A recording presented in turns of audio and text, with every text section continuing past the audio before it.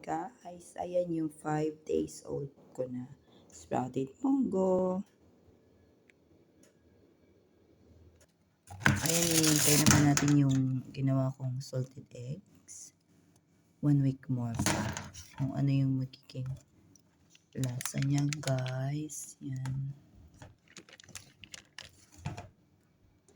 Lilinisan ko na siya, then ipipreserve ko muna for Friday. Gagawa ko ng lumpia o naggulay. Meanwhile, magluluto tayo ng kalabasa gisado sa may adobong baboy. Maligat sure yung kalabasa, guys. So hindi ko na kailangan ng mantika, guys. Yung konting taba ng adobo, yun ang panggigisa natin. So huwag kalimutan ng oyster sauce. No salt po tayo, pero lagyan natin konting black pepper powder.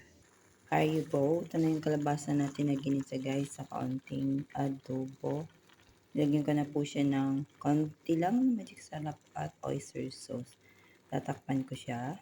Iwanan natin sa mahinang apoy at maliligo na si Akets. Have a nice days. Buhay abroad.